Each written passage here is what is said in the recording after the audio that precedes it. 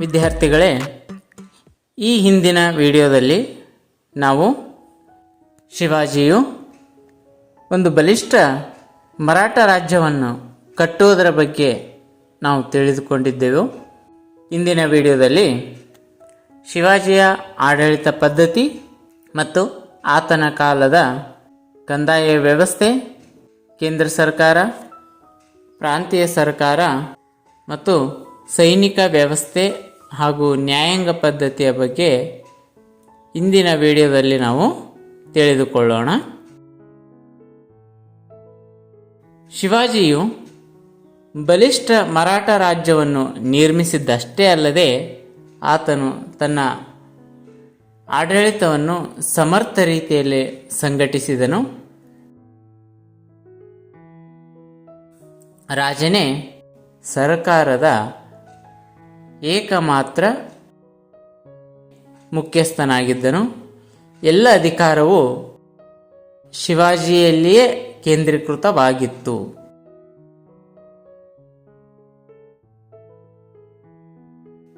ಶಿವಾಜಿಯು 8 ಜನರನ್ನು ಒಳಗೊಂಡಂತಹ ಒಂದು ಮಂತ್ರಿಮಂಡಲವನ್ನು ರಚಿಸಿದನು.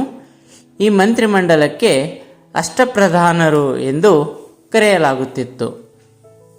ಈ ಮಂತ್ರಿಮಂಡಲದಲ್ಲಿ ಪೇಶ್ವೆ, ಅಮಾತ್ಯ, ಮಂತ್ರಿ, ಸುಮಂತ, ಸಚಿವ, ಪಂಡಿತರಾವ್, ಸೇನಾಪತಿ, ನ್ಯಾಯಾಧೀಶ ಮೊದಲಾದಂತಹ 8 ಪ್ರಮುಖ ಸಚಿವರಿದ್ದರು. ಪೇಶ್ವೆ ಎಂದರೆ ಪ್ರಧಾನಮಂತ್ರಿ. ಇವರು ಜನರ ಯೋಗಕ್ಷೇಮ ಮತ್ತು ರಾಜ್ಯದ ಹಿತಗಳನ್ನು ಗಮನಿಸುತ್ತಿದ್ದನು. ಅಮಾತ್ಯನೆಂದರೆ ಹಣಕಾಸು ಮಂತ್ರಿ. ರಾಜ್ಯದ ಹಣಕಾಸಿನ ಸ್ಥಿತಿಗತಿಗಳನ್ನು ಆತ ನಿರ್ವಹಿಸುತ್ತಿದ್ದನು. ಮಂತ್ರಿ ಅಥವಾ ಇವರನ್ನು ನಾವು ಇತಿಹಾಸಕಾರ ಎಂತಲೂ ಕರೆಯಬಹುದು. ರಾಜನ ದೈನಂದಿನ ಚಟುವಟಿಕೆಗಳ ದಿನಚರಿಗಳನ್ನು ಇಡುತ್ತಿದ್ದನು. ಸುಮಂತ ವಿದೇಶಾಂಗ ವ್ಯವಹಾರಗಳ ಉಸ್ತುವಾರಿಯನ್ನು ನೋಡಿಕೊಳ್ಳುವಂತಹ ಒಬ್ಬ ಮಂತ್ರಿಯಾಗಿದ್ದನು. ಸಚಿವ ಗೃಹ ಕಾರ್ಯದರ್ಶಿ ಅಥವಾ ರಾಜನ ಪತ್ರ ವ್ಯವಹಾರಗಳನ್ನು ನೋಡಿಕೊಳ್ಳುವಂತಹ ಸಚಿವನಾಗಿದ್ದನು ಅಥವಾ ಮಂತ್ರಿಯಾಗಿದ್ದನು. ಪಂಡಿತರಾವ್ ಪುರೋಹಿತ ಅಥವಾ ದಾನಾಧ್ಯಕ್ಷ ಅಂತ ನಾವು ಕರೀತೀವಿ. ಇಲ್ಲಿ ದಾನಾಧ್ಯಕ್ಷ ಅಂದರೆ ಎಲ್ಲ ಧಾರ್ಮಿಕ ವ್ಯವಹಾರಗಳ ಉಸ್ತುವಾರಿಯನ್ನು ನೋಡಿಕೊಳ್ಳುತ್ತಿದ್ದನು.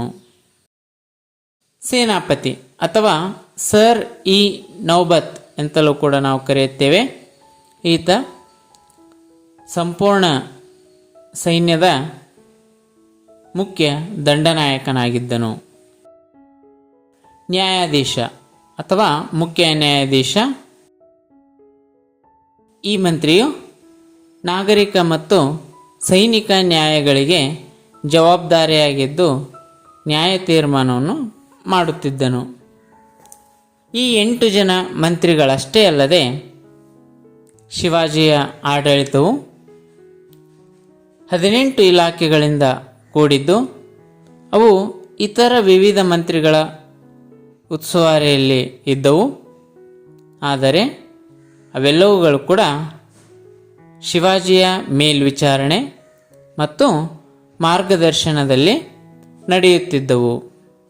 ಅಂತಹ ಕೆಲವು ಪ್ರಮುಖ ಇತರ ಇಲಾಖೆಗಳೆಂದರೆ ಅಥವಾ ಅಂತಹ ಪ್ರಮುಖ ಇತರ ಇಲಾಖೆಗಳ ಮಂತ್ರಿಗಳೆಂದರೆ ಚತ್ನೀಸ್, ಈತ ವ್ಯವಸ್ಥಾಪಕ ಗುಮಾಸ್ತನಾಗಿದ್ದನು. ಫಡ್ನೀಸ್ ಉಪಲೆಕ್ಕಿಗನಾಗಿದ್ದನು. ಫಟ್ನೀಸ್ ನಗದು ಅಧಿಕಾರಿಯಾಗಿದ್ದನು.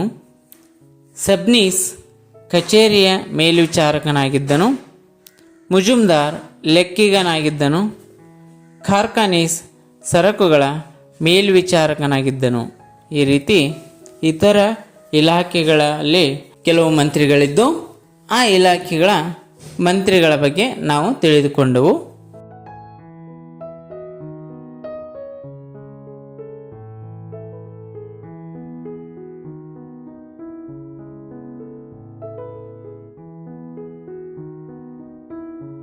ಶಿವಾಜಿಯು ತನ್ನ ರಾಜ್ಯವನ್ನು ಸ್ವರಾಜ್ಯ ಎಂದು ಕರೆಯಲಾಗುತ್ತಿದ್ದಂತಹ 4 ಪ್ರಾಂತ್ಯಗಳಲ್ಲಿ ವಿಂಗಡಿಸಿದ್ದನು. ಅಂದರೆ ಶಿವಾಜಿಯು ತನ್ನ ರಾಜ್ಯವನ್ನು 4 ಪ್ರಾಂತ್ಯಗಳಾಗಿ ವಿಂಗಡಿಸಿದ್ದನು. ಆ 4 ಪ್ರಾಂತ್ಯಗಳಿಗೆ ಸ್ವರಾಜ್ಯ ಎಂದು ಕರೆಯಲಾಗುತ್ತಿತ್ತು. ಈ ಸ್ವರಾಜ್ಯಗಳನ್ನು ಮತ್ತೆ ಪ್ರಾಂತಗಳಾಗಿ ವಿಭಜಿಸಲಾಗುತ್ತಿತ್ತು. ಈ ಪ್ರಾಂತಗಳೆಂದರೆ ಜಿಲ್ಲೆಗಳ ಸಮೂಹಗಳಾಗಿದ್ದವು.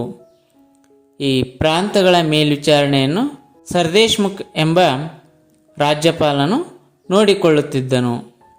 ಅದೇ ರೀತಿ ಈ ಪ್ರಾಂತಗಳನ್ನು ಮತ್ತೆ ದೇಶಗಳಾಗಿ ವಿಭಜಿಸಲಾಗಿತ್ತು. ದೇಶಗಳೆಂದರೆ ಜಿಲ್ಲೆಗಳು. ಇವುಗಳ ಮೇಲ್ವಿಚಾರಣೆ ಮತ್ತು ಅಧಿಕಾರವನ್ನು ದೇಶ್ಮುಖ್ ಅಥವಾ ದೇಶಪಾಂಡೆ ನೋಡಿಕೊಳ್ಳುತ್ತಿದ್ದನು. ಈ ದೇಶಗಳನ್ನು ಮತ್ತೆ ಪರಗಣಗಳಾಗಿ ವಿಭಜಿಸಲಾಗಿತ್ತು. ಈ ಪರಗಣಗಳ ಮೇಲ್ವಿಚಾರಣೆಯನ್ನು ದೇಸಾಯಿ ಎನ್ನುವ ಅಧಿಕಾರಿ ನೋಡಿಕೊಳ್ಳುತ್ತಿದ್ದನು. ಈ ಪರಗಣಗಳನ್ನು ಮತ್ತೆ ಗ್ರಾಮಗಳಾಗಿ ವಿಭಜಿಸಲಾಗುತ್ತಿತ್ತು. ಈ ಗ್ರಾಮಗಳ ಅಧಿಕಾರವನ್ನು ಗ್ರಾಮ ಸಭೆಯು ನೋಡಿಕೊಳ್ಳುತ್ತಿತ್ತು. ಈ ರೀತಿ ಶಿವಾಜಿಯ ರಾಜ್ಯವು ಸ್ವರಾಜ್ಯಗಳಾಗಿ, ಸ್ವರಾಜ್ಯಗಳಿಂದ ಪ್ರಾಂತಗಳಾಗಿ, ಪ್ರಾಂತಗಳಿಂದ ದೇಶಗಳಾಗಿ, ದೇಶಗಳಿಂದ ಪರಗಣಗಳಾಗಿ, ಪರಗಣಗಳಿಂದ ಗ್ರಾಮಗಳಾಗಿ ಅದು ವಿಭಜಿಸಲ್ಪಟ್ಟಿತ್ತು ಎಂಬುದನ್ನು ನಾವಿಲ್ಲಿ ಪ್ರಮುಖವಾಗಿ ಗುರುತಿಸುತ್ತೇವೆ. ಗ್ರಾಮ ಸಭೆಯು ಆಡಳಿತದ ಅತ್ಯಂತ ಚಿಕ್ಕ ಘಟಕವಾಗಿತ್ತು. ಜೊತೆಗೆ ಶಿವಾಜಿಯು ತನ್ನ ಅಧಿಕಾರಿಗಳಿಗೆ ಜಹಗೀರು ನೀಡುವ ಪದ್ಧತಿಯನ್ನು ರದ್ದುಪಡಿಸಿ ನಗದು ವೇತನವನ್ನು ಅಂದರೆ ಹಣದ ರೂಪದಲ್ಲಿ ವೇತನವನ್ನು ನೀಡಲು ಪ್ರಾರಂಭಿಸಿದನು.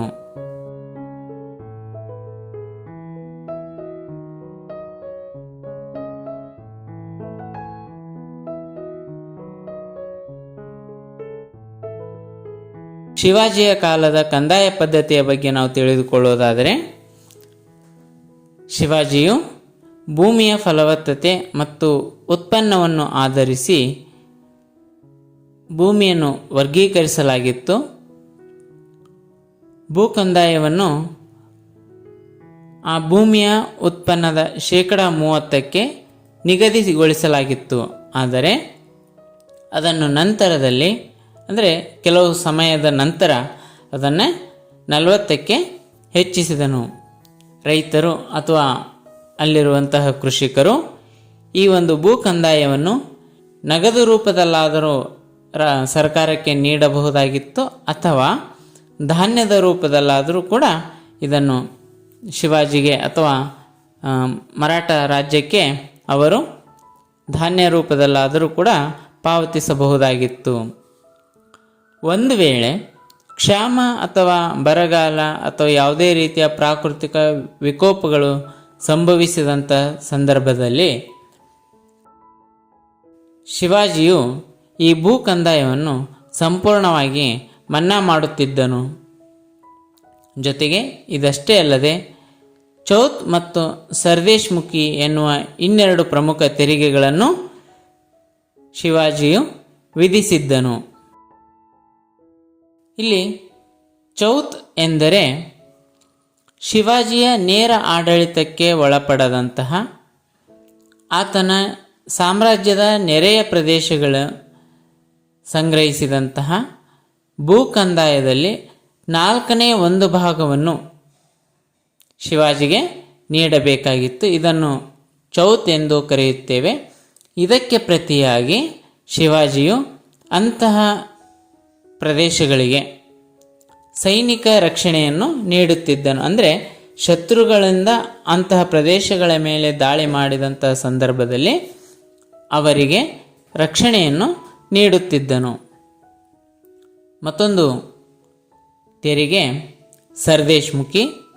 ರೈತರು ತಾವು ಸ್ಥಳೀಯ ಕಂದಾಯ ಅಧಿಕಾರಿಗಳಿಗೆ ನೀಡುತ್ತಿದ್ದಂತಹ ನಿಯಮಿತ ತೆರಿಗೆಗಳೊಂದಿಗೆ ಇನ್ನೂ ಹೆಚ್ಚುವರಿ 10% ತೆರಿಗೆಯನ್ನು ನೇರವಾಗಿ ಶಿವಾಜಿಗೆ ಅಥವಾ ಕೇಂದ್ರಾಡಳಿತಕ್ಕೆ ಕೊಡಬೇಕಾಗಿತ್ತು. ಇದನ್ನು ಸರ್ದೇಶ್ಮುಖಿ ಎಂದು ಕರೆಯಲಾಗುತ್ತಿತ್ತು. ನೆನಪಿಟ್ಟುಕೊಳ್ಳಿ, ಚೌತ್ ಎಂದರೆ ಶಿವಾಜಿಯು ತನ್ನ ಸಾಮ್ರಾಜ್ಯದ ನೆರೆಯ ಪ್ರದೇಶಗಳಿಂದ ಅಂದರೆ ಅಕ್ಕಪಕ್ಕದ ಪ್ರದೇಶಗಳಿಂದ ಸಂಗ್ರಹಿಸಿದಂತಹ ಭೂಕಂದಾಯದಲ್ಲಿ 1/4 ಭೂಕಂದಾಯವನ್ನು ನೆರೆಯ ಪ್ರದೇಶಗಳಿಂದ ಸಂಗ್ರಹಿಸುತ್ತಿದ್ದನು. ಅಂದರೆ ತನ್ನ ರಾಜ್ಯದ ನೆರೆಯ ಪ್ರದೇಶಗಳಿಂದ ಸಂಗ್ರಹಿಸುತ್ತಿದ್ದನು. ಇದಕ್ಕೆ ಪ್ರತಿಯಾಗಿ ಆ ಪ್ರದೇಶಗಳಿಗೆ ಶಿವಾಜಿಯು ಸೈನಿಕ ರಕ್ಷಣೆಯನ್ನು ನೀಡುತ್ತಿದ್ದನು. ಇದನ್ನು ನಾವು ಚೌತ್ ಎಂದು ಕರೆಯುತ್ತೇವೆ. ಸರ್ದೇಶ್ಮುಖಿ ಎಂದರೆ ಶಿವಾಜಿಯ ರಾಜ್ಯದಲ್ಲಿ ಅಲ್ಲಿನ ಕೃಷಿಕರು ತಾವು ನೀಡುತ್ತಿದ್ದಂತಹ ಕಂದಾಯದ ಜೊತೆಗೆ ಹೆಚ್ಚುವರಿ 10% ತೆರಿಗೆಯನ್ನು ನೇರವಾಗಿ ಶಿವಾಜಿಗೆ ಅಥವಾ ಕೇಂದ್ರ ಸರ್ಕಾರಕ್ಕೆ ಕೊಡುವ ಒಂದು ತೆರಿಗೆಯನ್ನು ಇಲ್ಲಿ ಸರ್ದೇಶ್ಮುಖಿ ಎಂದು ಕರೆಯಲಾಗುತ್ತದೆ. ಶಿವಾಜಿಯ ಆಡಳಿತದ ಮತ್ತೊಂದು ಪ್ರಮುಖ ಅಂಶವೆಂದರೆ ಅದು ಸೈನಿಕ ವ್ಯವಸ್ಥೆ. ಅದರಲ್ಲೂ ಮುಖ್ಯವಾಗಿ ಶಿವಾಜಿಯ ರಾಜ್ಯವು ಒಂದು ಸೈನಿಕ ರಾಜ್ಯವಾಗಿತ್ತು. ಹೀಗಾಗಿ ಸೈನ್ಯಕ್ಕೆ ಹೆಚ್ಚಿನ ಪ್ರಾಮುಖ್ಯತೆಯನ್ನು ನೀಡಲಾಗಿತ್ತು. ರಾಜನೇ ಸೈನ್ಯದ ಮುಖ್ಯಸ್ಥನಾಗಿದ್ದನು. ಸೇನಾಪತಿಯು ರಾಜನ ಅಧೀನದಲ್ಲಿದ್ದನು. ಶಿವಾಜಿಯ ಸೈನ್ಯವು ಕಾಲಾಳು, ಅಶ್ವಪಡೆ, ಫಿರಂಗಿ ಪಡೆ, ಒಂಟೆ ಮತ್ತು ಆನೆಗಳನ್ನು ಒಳಗೊಂಡಿತ್ತು. ಕಾಲ್ದಳದ ಸೈನಿಕರಿಗೆ ಗೆರಿಲ್ಲಾ ಮತ್ತು ಪರ್ವತ ಮಾದರಿಯ ಯುದ್ಧ ಕಲೆಗಳಲ್ಲಿ ವಿಶೇಷವಾದಂಥ ತರಬೇತಿಯನ್ನು ನೀಡಲಾಗ್ತಾ ಇತ್ತು. ಅಂದರೆ ಕಾಲ್ದಳದ ಸೈನಿಕರಿಗೆ ಗೆರಿಲ್ಲಾ ಮಾದರಿ ಯುದ್ಧ ತಂತ್ರಗಳನ್ನು ಮತ್ತು ಪರ್ವತ ಯುದ್ಧ ಕಲೆಗಳನ್ನು ವಿಶೇಷವಾದಂಥ ತರಬೇತಿಯ ಮೂಲಕ ನೀಡಲಾಗ್ತಾ ಇತ್ತು ಅನ್ನೋದನ್ನು ನಾವು ನೋಡ್ತಾ ಇದ್ದೀವಿ.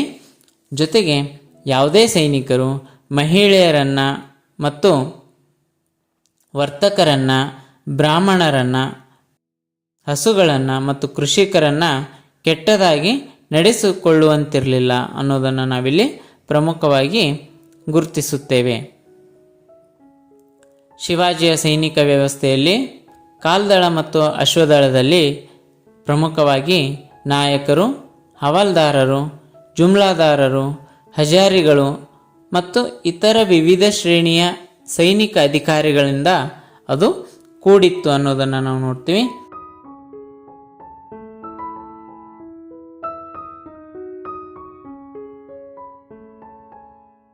ಜೊತೆಗೆ ಪ್ರಮುಖವಾಗಿ ದಕ್ಷಿಣ ಭಾರತದಲ್ಲಿ ಚೋಳರ ನಂತರ ಒಂದು ಬಲಿಷ್ಠವಾದಂತಹ ನೌಕಾಪಡೆಯನ್ನು ಕಟ್ಟಿದಂತಹ ಮತ್ತೊಬ್ಬ ರಾಜನೆಂದರೆ ಅದುವೇ ಶಿವಾಜಿ.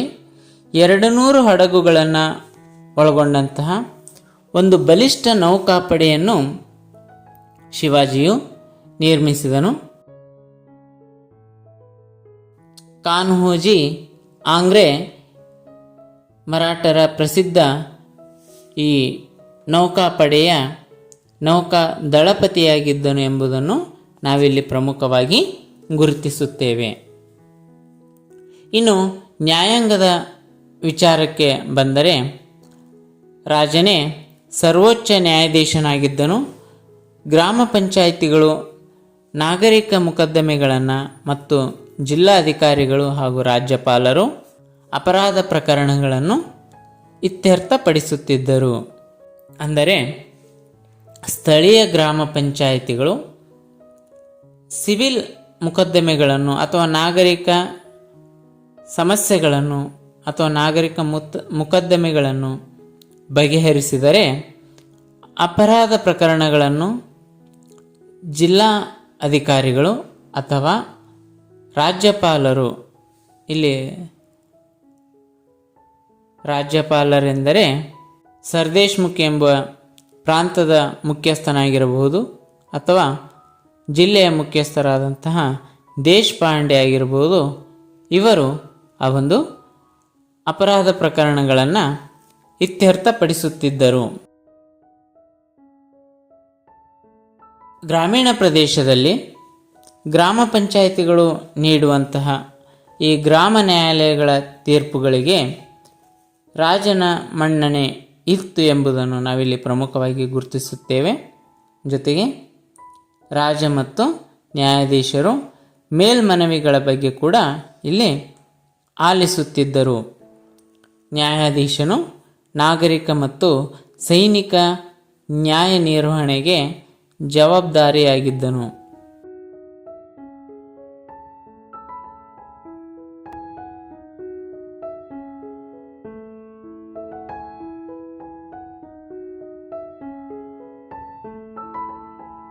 ಇಲ್ಲಿಯವರೆಗೂ ನಾವು ಶಿವಾಜಿಯ ಆಡಳಿತ ವ್ಯವಸ್ಥೆ ಬಗ್ಗೆ ನಾವು ತಿಳಿದುಕೊಂಡೆವು.